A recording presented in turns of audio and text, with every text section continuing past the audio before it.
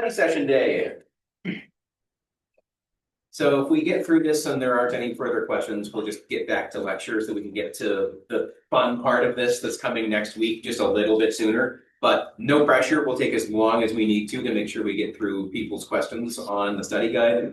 I bring up the study guide for this because I don't have anything prepared really to go over, so I'm reliant on your questions. And since there are a lot of vague questions on this kind of study guide, I can't ask you very specific questions because I'm not trying to target regurgitory material. Something like defining a game. I'm not going to make you regurgitate industry definitions of a game, but I would have you interpret and say what differences exist. Why did different people see games and what games are differently? That is an interpretation style of question that requires you to know that, look at it, analyze something that is on the slides and on your study guide. But then the question targets something at a higher level than that. So what can I clarify, or how can I help bridge the gap between what's here and what might be on an exam, or to help you study or to help you understand this? Yeah. Like format, is it like multiple choice sort of? I never have multiple choice on my exams where possible.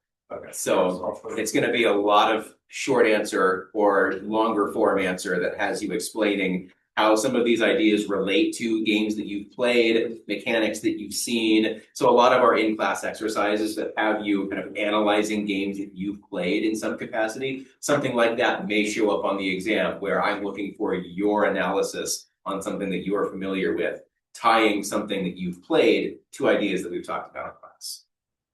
That means that it's very difficult to grade because I have to have an understanding of the game in order to do that sometimes. But that's the difficulty of this class.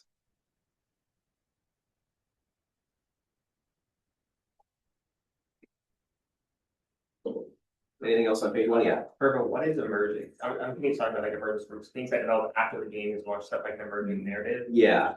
Yeah. Beyond the exact prescribed elements that were created, how is it interpreted by the player, or how is it interpreted by culture develop around it? Yeah.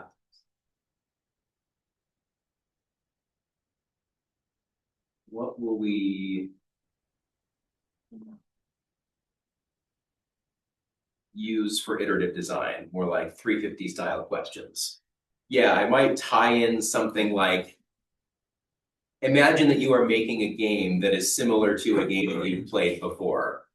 Go through the iterative design process, or walk me through what would be involved in the first prototype, what would be involved in the next build, kind of walk me through breaking this iterative design process down into how you would go about it. Yeah. So, for example, like question 1B, it gives me the impression that a lot of these questions would be kind of like explaining our own subjective perspective of the game. So I imagine you don't want it to be like purely subjective. You want it to incorporate things that we talked about in class. If so, then it would state it directly in the question. Sometimes I do ask questions that just look for analysis or depth of thought, and I'm not looking for a targeted answer. It's just I'm looking that you can apply this idea to something. It is reasonably subjective what you choose to apply it to. We're just looking for some depth of analysis. That's good. In that. I know that's not how most professor design exams. There's a right answer, or there's something that is targeted in that case. I care a lot just about analysis and interpretation, and I know better than to think that my interpretation is the only way to interpret something. So then, for example, like for 2B1, how do designers and players view games differently? Would that be like, there's two contrasting perspectives that were in the slides, outline the differences between. So this is from MDA. It's under the MDA, so mechanics, dynamics, aesthetics. So this is targeting the two different directions that were viewed. One was from mechanics and then dynamics, and then aesthetics. One was aesthetics and then dynamics and then mechanics. So explaining why they're viewed differently by designers and players. Okay.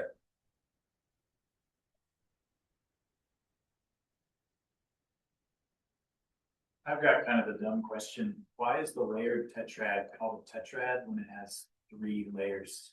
It's because the elemental tetrad, there were 4 components of it. There were the the mechanics, the aesthetics, the technology, and one more. Narrative. Yeah.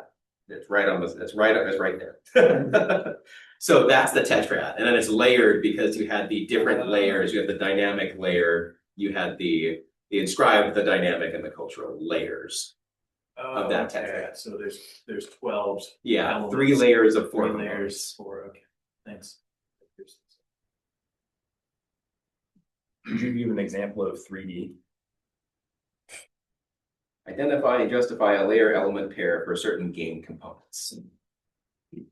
So if I said in chess, the concept of wanting to capture over the next 3 turns, wanting to capture more pieces than your opponents capture as a strategy that a player came up with, where would that fit within the layered tetrad?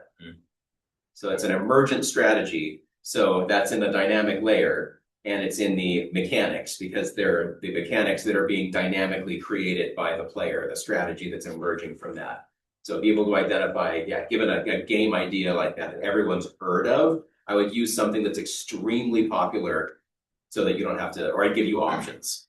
Something like, here are 3 games, pick one and explain why this idea goes where it goes. So for example, for 3B, would we, in that situation, would you just try to pick like a really common game? Would you propose a common game for 3B for us? I might, I give you either a list of games, say you can do this with one of the following games, and then target something that I think would be fairly easy for any of those options. Or I've historically done something like, I can say, if you pick your own game, raise your hand and tell me the game that you're going to pick. And then I can say yes or no as either I know the game or I think that it fits well enough. I can see the path to an answer that makes sense here. Gotcha.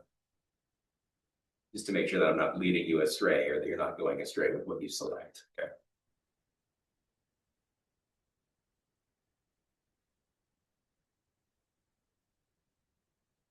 So beyond that, in case you don't have this out yourself, anything in here I can further clarify? What do you mean by defining emergence and giving Yeah, examples? so back right here. So emergence is the idea of just what happens when a player plays a game. You inscribe everything from the game, but what happens when a player is actually engaging with that is that concept of emergence. So you get emergent strategy, you get emergent narrative, you get emergent Culture, fine, and that Yeah, goes too far into the scope of what you want. you can get emergent. Sounds like you prefer gameplay. If we're an answer. Yeah, for thinking of emergence, it's how the player plays the game. Right. And then we get to the cultural layer by the time we're talking about to other people about that emergence. Yeah. Okay. But how you take what's inscribed and interpret it in some capacity becomes emergence. How the mechanics play out in practice. If exactly this showed up on an exam, I would recommend that people go the mechanics route. Talk about a strategy. Talk about if you have that option. Emergent strategy or emergent narrative are the two that really come to mind. It's something that's very easy to attach yourself to and explain.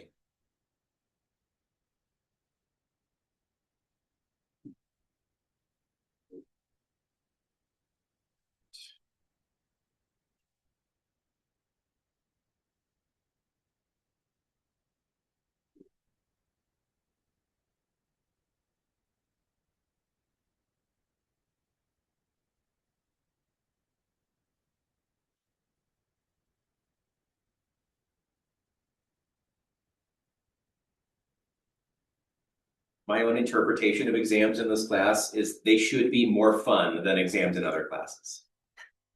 Because a lot of the questions are targeting your own experience. So there are answers that are more right than others, but you get a lot of freedom in how I design these questions for self-expression in ways that, as long as you're addressing the technical components of it, is not going to be wrong.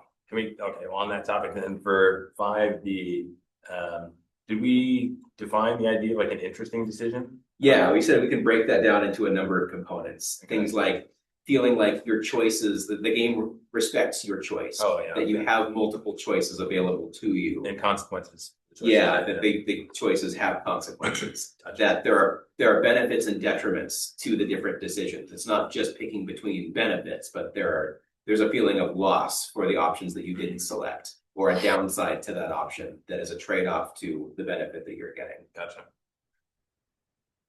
Things like that.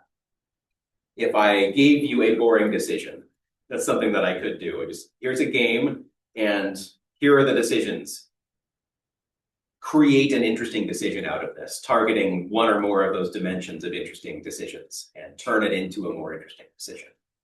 And then I know what flow is, and I remember that diagram. And stuff. Yeah. So like for C1, would it be enough to say something like, as like a player's skill progresses, like increase the difficulty of enemies or something like that, or like increase the damage that they put out. Sure. That is one thing that you could do. Okay.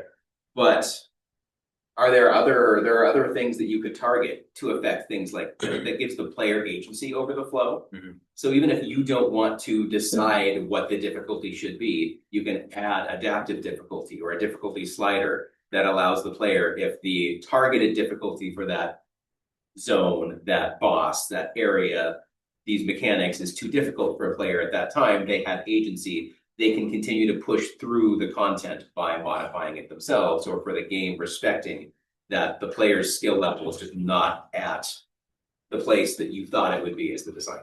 Mm.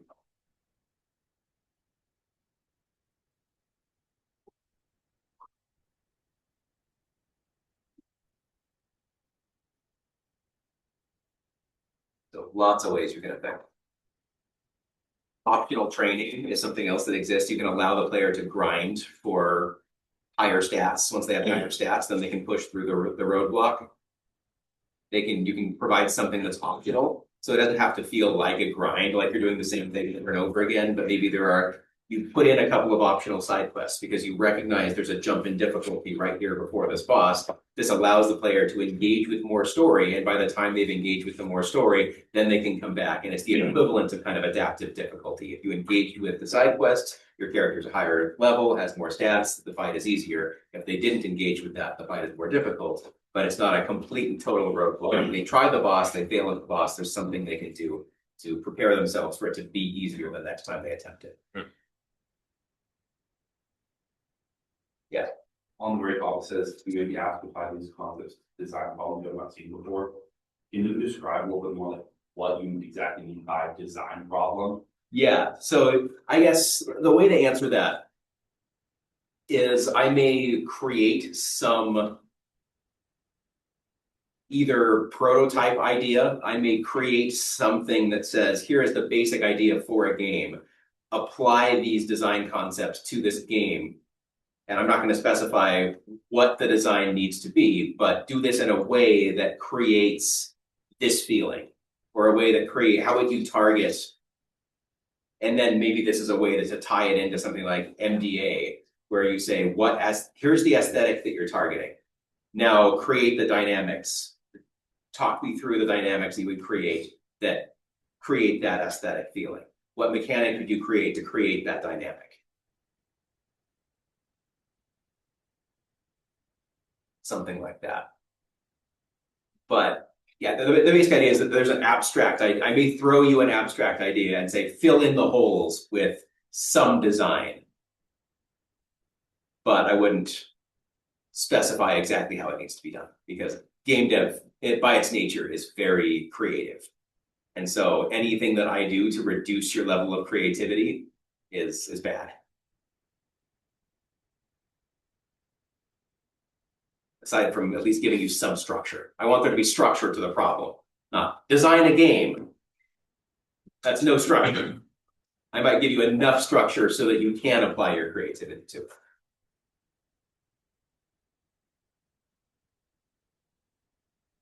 And isn't that why game jams also have a theme? So that Yeah. way you have some like structured creativity, but you see which way people can take it. Right. Yeah, a lot of them have that, just so that and it also distinguishes the different game jams. Otherwise, every game jam would be exactly the same. How make a game? That's exactly what I did in the last game jam. And then if there are going to be, if you want to share the results of that, you want people to have made and interpreted the genre or the idea a little bit differently so that they're similar but distinct rather than just whatever people came up with. That said, for the second part of this class, next quarter, I will let you design whatever. There are very few requirements on the games that are made. There are a couple of extra credit opportunities for undergraduates and requirements for graduates. But outside of that, a lot of freedom. What kinds of restrictions are you embedding here? So for the second game, for the first game, there's a lot of you can do whatever you want. But I want to push people a little bit past the first game to do what. So I encourage people to make a 3D game as their second game. It doesn't have to be. And then since we're doing a lot of on the side learning about using reinforcement learning to make enemy AI, I give extra credit to undergraduates who incorporate a lot of reinforcement learning into that game. So if you design enemies to self-learn using some of the tools that we talked about in class. So for the second class is like the first 5 weeks game 1, the second 5 weeks game 2. Yeah. That's basically okay. Yeah, you have 4 weeks of development followed by 1 week of reviewing and celebrating. What's the premise of the first game then if it's not, because you said the second game is going to be open-ended, so. The first game is completely open-ended. Oh, You can design whatever you want, but you can't work with the same people between game 1 and game 2. No one can share group in common at all. No pairs of people allowed to work together who worked together before. And the reason for that is that whatever you design in game 1, you have 3 different people in game 2, and they all have different code that they wrote. They all have different experiences with their different games. So bringing all of that to the table actually allows you to develop a lot faster and push yourselves further than you did in that first game, where you were making everything from scratch. So it does feel not like you're just doing it again, but you can learn from the mistakes of the first time, use a lot of your source code, combine some ideas, and you get really interesting combinations of assets from the first games that appear in the second games. And you can start to see where the inspiration came from in ways that's really cool. What are the group sizes for those two? 3. Yeah, 3 people for each of the games. So you can think about, assuming that you're taking part 2 of the course, you can start thinking about who you'd want to work with, remembering that you can't work together with the same people on both games.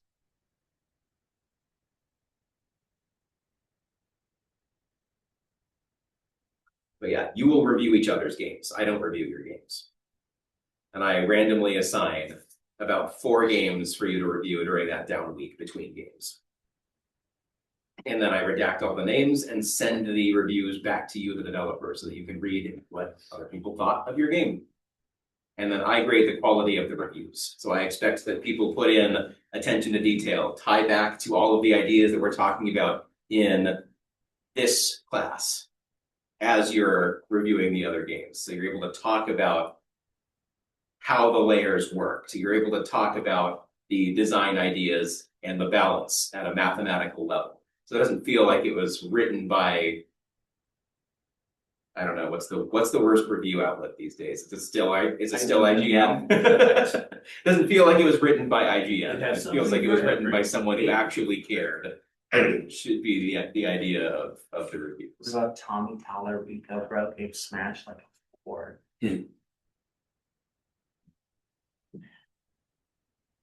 Would love to make a game that gets reviewed by Iron Pineapple. This is videos on YouTube, like 10 souls of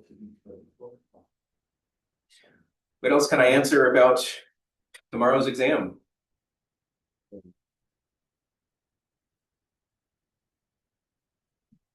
There's not a lot to prepare for. I think a lot of the questions that I can and will ask you will be things that you have to interpret in the moment. But what I would do to prepare is kind of go through this study guide and just start thinking, brainstorming some ideas of, if I was asked a question similar to this, what game would I target?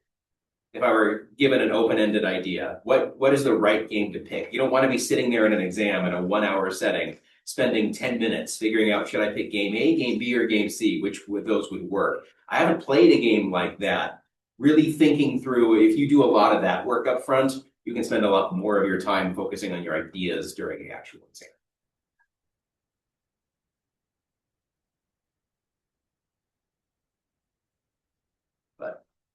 those of you who have had my classes before and know how difficult the exams can be, these exams are not targeted to be that difficult. Feels like a nice change of pace from compilers already. Yes. Which is funny because 2 hours before this class, I teach compilers. So it's a very different mindset Yeah. between the two classes. One is very technical, Frantic dread. it's difficult, yeah, and then this class is a lot more open-ended and creative, which is nice, but just, yeah, don't let my reputation for difficult exams make it feel like I'm gonna throw you curveballs that you need to be prepared for in this class. I'm really just looking for your interpretation of these ideas compared to your experience. That is what I target when I design these exams. Anything else I can answer before we go back into some lecture content? I want to put that off as long as there are remotely tangential questions that have to do with the exam. And it's okay if we don't get there, yeah. Nothing on Unity, right? Nothing on Unity, yeah, your homeworks. I've had the feedback that these are like two separate classes, that the homework feels like it's from a completely different class than what we're doing in class, and that's by design. Yeah, the exam content is solely focused on the lecture-based content. The homework is preparing you for next quarter in a way that if I tried to do what is currently the homework next quarter, we wouldn't get anything done. And if I tried to do this in class, I'd be boring everybody. The ability to do this at your own pace really lends it to customizing it to your experience.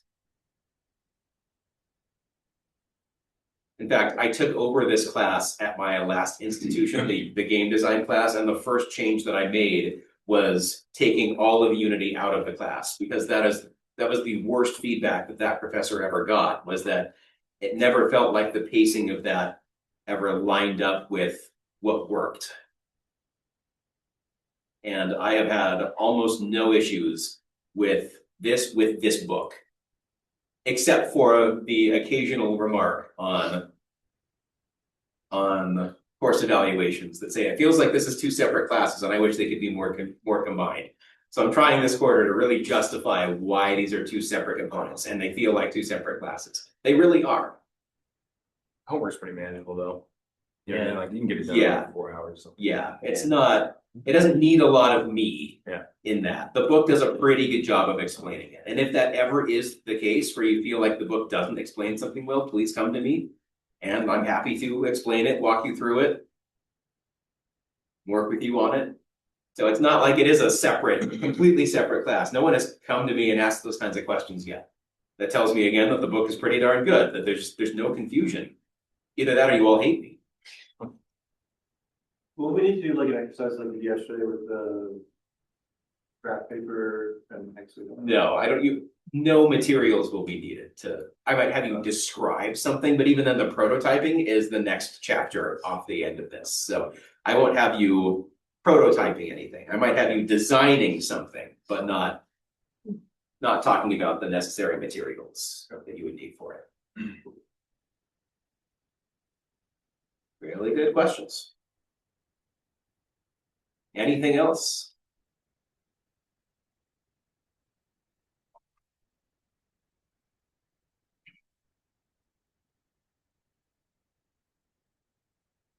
Doesn't look like it. If something does come up and I'm in the middle of lecturing, feel free to raise your hand. This is supposed to be the time that we spend preparing for an exam. So if something does come up, that is my top priority more than anything else. I just don't want to waste the time that is, we only get so much time together in a quarter. So I don't want to waste any of it. I'll admit, I'm not exactly sure what to ask, and looking through my notes, I'm just realizing how much stuff I wrote down for this. Yeah. It's like, oh my God, where do I even start?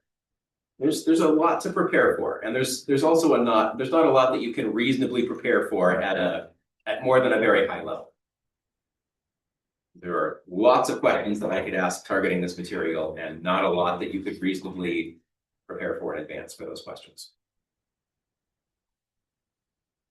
All right, so I think we did all of this slide. We're back in Blitz, talking through the prototyping Blitz.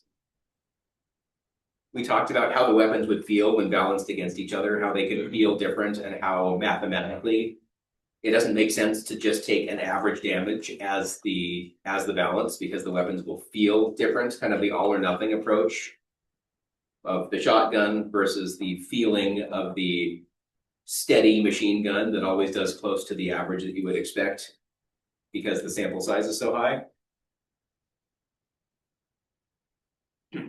But you can prototype GUIs as well, several mock-ups of GUIs, things like your menus, things like where on the screen you would go or look for certain information if you could mock that. And you ask a player, all right, now you're curious what Unit 3's health is. Where's the first, like, point at the first place on the screen where you would go to look for that? And you can time how long it takes them to identify. Did they identify the correct location? And how long did it take them to figure that out? That gives you a sense of how intuitive is that layout. Yeah, things like asking testers which buttons they would press to accomplish a task. If you would pause the game, what button do you want to press? They'll say spacebar, or they'll say escape, or they'll say something, and you can get a sense of what is intuitive to players who might play your game. You can also try some pretty crazy ideas that you're not so sure would end up in the final game. If you did this in a digital prototype, you would want to make sure that you're doing it before you go through all of the work, but you can try some pretty crazy ideas.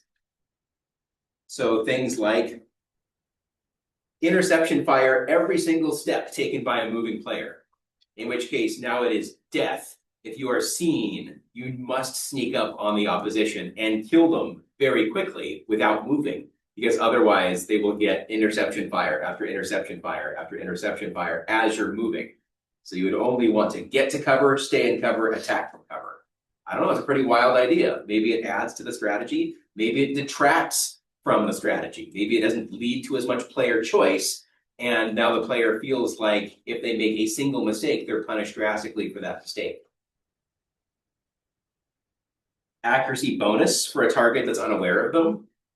That seems interesting. Add 1 or add 2 to your roll if the target is unaware. Interesting. How does that change the game? Much easier to do this in a paper prototype than writing the code to do that, because if it doesn't work out, you're going to scrap all of that work. And that's really annoying. What don't you want to use paper prototyping for? Whenever you have to track lots of information, you're collecting lots of data. Computers are excellent at this. It all happens behind the scenes via data collection scripts that you should absolutely be writing for any game that you make, probably outside of this class. I don't think it's particularly important in the games you would make for this class, but you go make a game that you plan to have other people play, data logging is incredibly important. We'll talk about a lot of what data to gather later on in the course. But if you're collecting a lot of data, then don't collect it in a paper prototype. It's great for getting a sense of how players respond to your game, how players respond to your mechanics in ways that are similar between players. You don't need a massive sample size in order to get a good understanding of how something feels, because you're not going to have 100 people come in and test your game unless it's on the internet and out in beta. So things like visibility calculations is the worst thing in Blitz for paper prototyping, because every single step that a character makes in a particular orientation, there's a new visibility calculation, As soon as the player takes a step into where another player the enemy can see them, they get to fire on them. So you can't just move to your destination. You have to take that space by space as the player is moving, and that can be difficult for the GM to track. Health tracking. We needed a separate sheet of paper for each of the units, keeping track of each of their health. So making sure that the paper adheres to the correct unit on the board. When this unit takes damage, which unit takes damage here. For the player, they have to reference a bunch of health values, numerical health values that don't have bars to visualize how much health they have. They don't know, they have to interpret which unit is which on the board. The one that's most in trouble, what is its health value? It's not just a bar above that unit that's easy to see with no time. number of spaces an attacker is from a target. That's not something you can easily visualize in a paper prototype, but in something that is digital, the number would be right there. You could see it without further calculation. There are lots of other aspects of this that make much better sense in a digital prototype than a paper prototype. So from a design perspective, what you'll want to do with this is to figure out what you can reasonably get out of a paper prototype and what you're willing to calculate by hand. How much of that are you willing to do? How much error are you willing to allow for? Because your GM will make mistakes if you're doing this in a paper prototype. If you're allowing for unreasonable amounts of complexity. So wherever possible, focus on simple game systems and test simple game systems, as well as changes or drastic changes to those simple game systems. Once you're happy with the base simple game system, code that up. So things like your level layout, general feel of each weapon. We talked about the shotgun being risky and the machine gun being reliable. You can get that sense when having your players describe how it feels to use a particular weapon. And absolutely don't worry about perfect balance at the paper prototype stage. Just worry about, in general, how do the mechanics feel. Hone in on the exact values for things once you have a digital prototype. That's where your balance goes. Paper prototyping is bad for sensing game rhythm for things that are especially fast or especially slow, because you just can't emulate that on paper. So they give a false impression of the game's actual rhythm. If you're paper prototyping an FPS, for instance, I'm trying to think of the worst genre that I can think of for this, and you're under intense pressure to find cover very quickly. It's not turn-based and time is elapsing. How would you do that in a paper prototype? How do you get that sense of fear across to the player? You need to make a decision, but to make that decision, you have to calculate things on paper that would be very apparent to you, like how far you can move over a certain period of time. Like, it makes no sense. An action game flows much faster in the digital version than it does in the paper prototype. FPS, an example of action. Any physical interface is going to be difficult with paper prototyping. Works well for GUIs, but not useful for things like controller layouts, because you push the thing on the controller and then that doesn't immediately change what's on the screen or on the paper. You actually still have to, all right, I would press that, which would cause this change to be. So things like gamepads, touch screens, keyboard and mouse layouts, all of that is very difficult on paper because you just can't emulate it very effectively. And yeah, you can only test the physical interface will be used by the player through some digital interface.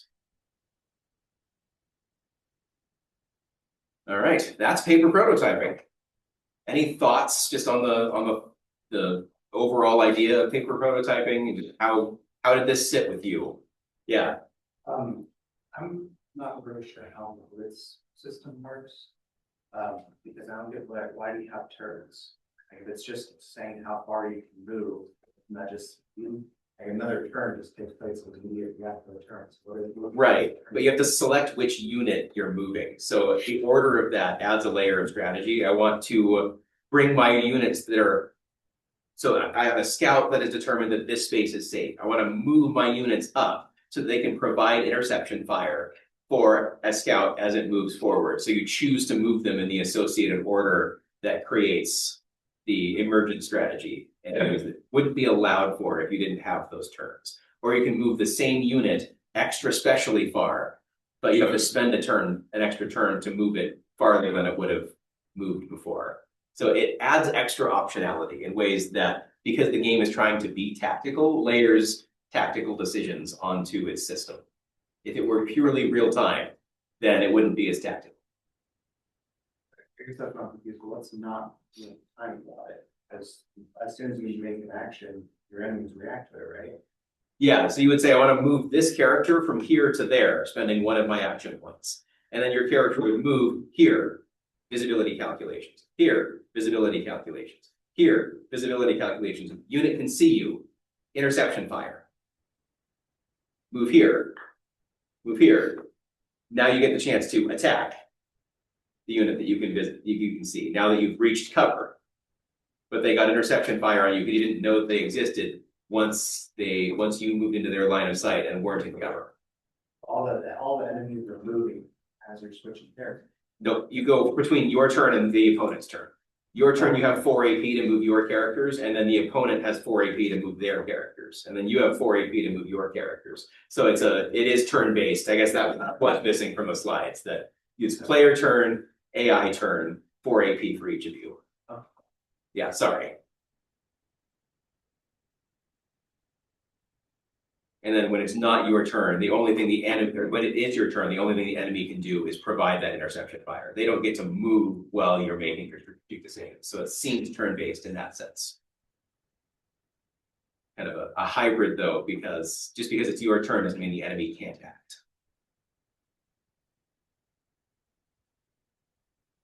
Other questions just on paper prototyping? That you can take a reasonably complex idea from a modern game like Valkyria Chronicles and test its combat system on paper. I think I wanted to pick something that was reasonably complicated that would allow to see that you can take a reasonably complicated idea, throw that on paper, and test it out.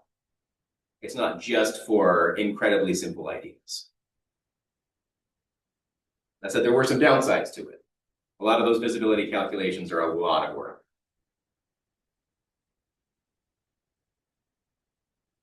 We good? Yeah.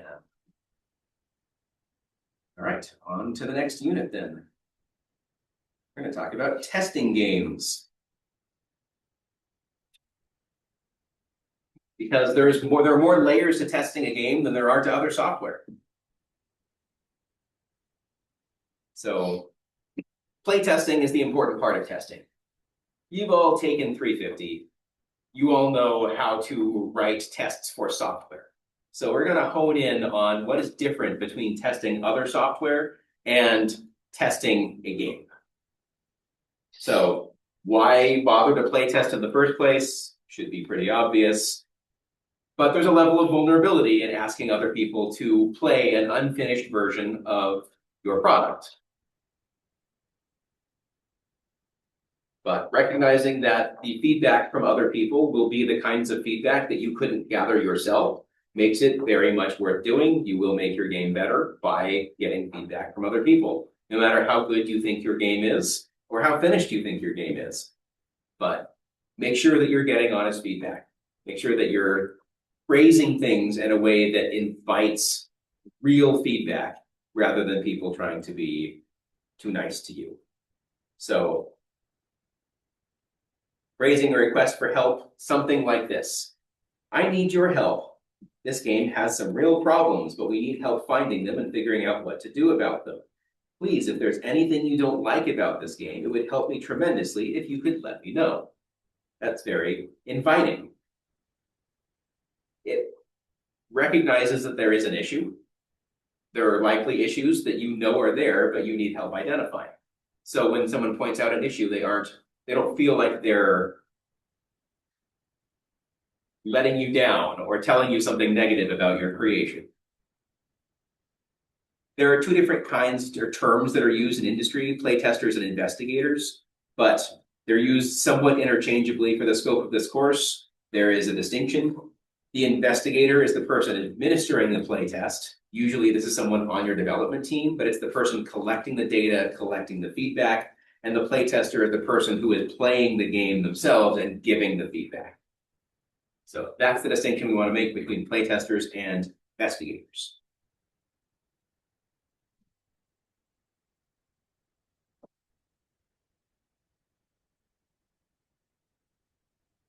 Let's talk first about what it means to playtest.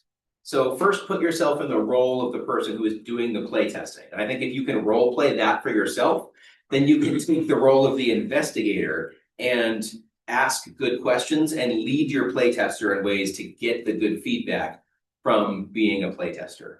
So if you are the playtester, you want to think out loud. That is the single most important thing to do. Even as an introvert, someone who doesn't normally let their stream of conscious escape, That is something that you want to do when you are playtesting.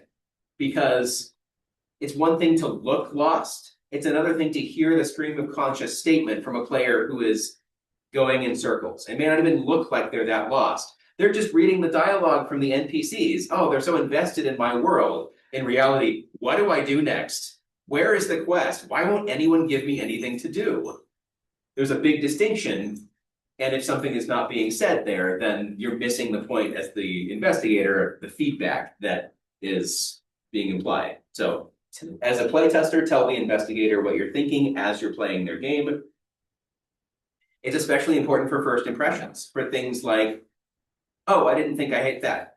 Did I hit the wrong button? Oh, that's what that button does.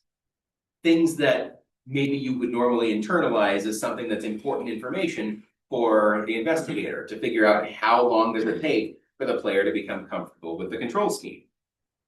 What are your impressions of the game? What are your emotions? Oh, wow, that looks like a really pretty valley. I hope I get to go explore it. It's something that is a stream of conscious statement that, wow, maybe we are putting things in the background of our game that would be nice if we eventually went and explored. That's a good idea. It's also important to reveal any biases you have. So if you're playtesting a game and you come from a background of playing very similar games, it's important to know. So talk about games that you've played that are similar or a similar genre or use a similar control scheme. Any films or books, if you recognize the plot from somewhere, this seems like a plot that was pulled straight from this. It reminds me of the plot of Star Wars. Self-analyze. So describe why you feel what you feel to whatever extent that you can, so that the investigators don't just get the effect, but they also get the cause. Don't give them vague statements. You should try to word everything in a way that is actionable, something that the investigator can take and do something with. If you say something just like, I feel happy, then there's no cause behind that. Why? What is it about the game that is injecting dopamine into your brain, that is providing the experience that is making you feel happy? Better to say, I feel happy because this jumping mechanic makes me feel powerful. Or something that now, as the investigator, you can take that data and you say, great, my intention behind this jumping mechanic, why I did it the way I did it, is working. Players are expressing interest in using that, and I should continue to use that without further modification. You should separate elements whenever possible. So do things like give overall feedback. At the end of a playtesting session, usually you will reflect back on that playtesting session, talk about overall, I felt like the game was, and then break that apart kind of recursively. You'll go into the different components of the game and say, I thought the art style was this. I thought the game mechanics were easy to understand. The game felt novel and interesting. The sound felt appropriate for the actions that I was taking. The music, though, felt way too creepy for such a happy game. The setting felt like I knew who I was and what I was doing. It motivated me to play the role of this character.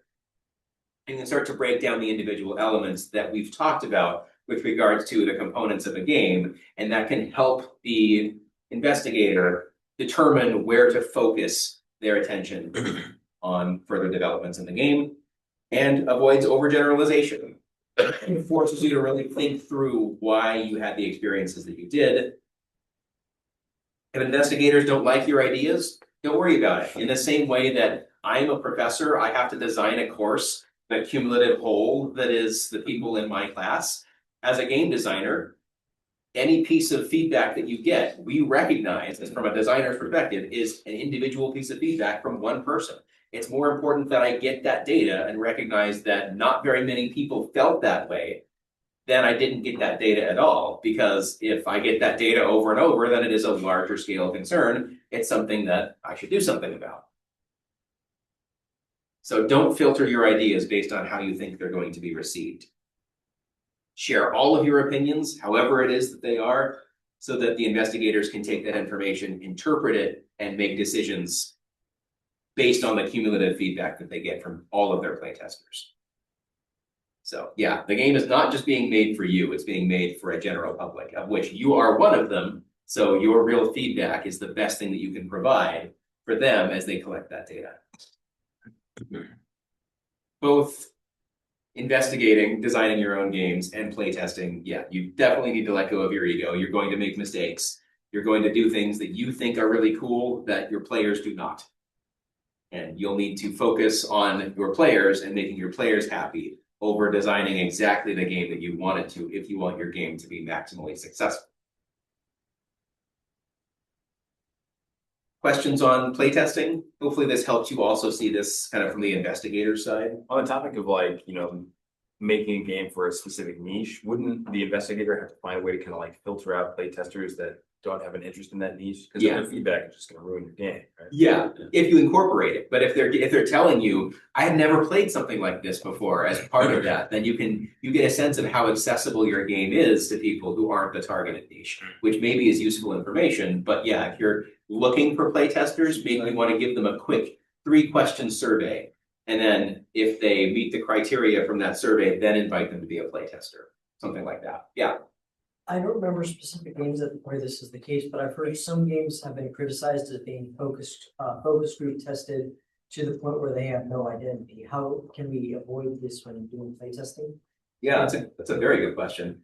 So it depends on if you're overgeneralizing to your niche. If instead of a 3-question survey, you had a 10-question survey, and they have to hit every single of those 10 questions in order to be able to play test your game, then you would be honing it to a very specific niche. And if you're designing for that, then you get no feedback, no data from any other perspective. And then you don't know how wide the appeal of your game is because you didn't collect any data on it. So I would balance a large enough sample to get reasonable data from relevant parties who you're designing the game for and people who are around that somewhere, but also don't make it so that you need 1,000 testers to get enough data because you're targeting way too wide a breadth of person. I think there's a middle ground there.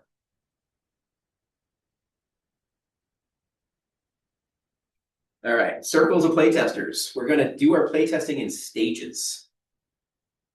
So that means we're going to start out very small and we're going to increase the size of our playtest as the game develops and as we take in the feedback from the prior circle. So yeah, each circle increases the number of people and can target different aspects of the actual playtesting, design, and development. So it's fairly obvious that the first circle is just you. It's a dot. The single person in the middle of it, you can do a lot testing your own game. So you should be the most frequent player of your game. You shouldn't design a game and have never played it by the time you're asking other people to provide feedback. There's a lot that you can identify and fix before getting to that point. When you make a digital prototype, whenever you go into your game, even in Unity, it's before you've published it or turned it into an executable. It's just that you are testing your game. You're acting as a playtester. Be able to move around in your game world, try things out, try things that you shouldn't be able to do. Button mash, just take a very playful approach to your own game and just, what is this universe that you've created? And determine whether the game is heading toward the kind of game that you're trying to create or not. So you can ask yourself that question whenever you play the game. Are we on track to make what my idea is, what the design is? As you're in the very early stages of prototyping, this is where you have the most power because the game can morph dramatically and make large-scale changes based on just the feedback that you are getting. All right, we are out of time, so we'll come back and look at the rest of the circle of playtesters next week after we have an exam tomorrow. I'll be in my office for at least the next couple of hours if anyone wants to stop by with any questions. Sure. Yeah. That's so funny, Leslie. I'm so glad you guys are the ones in this game because it's so the developer to over accept all feedback with this play choice. Listen to your players, but don't over listen.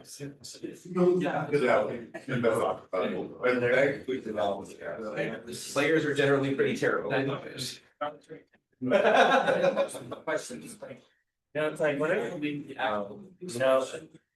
It's getting. I don't know, I sometimes think about like when it comes to like games and stuff, you know, I want, you know, it's like. I know it's a very bad thing, you know, it's a concern I have, like, at what point is that like.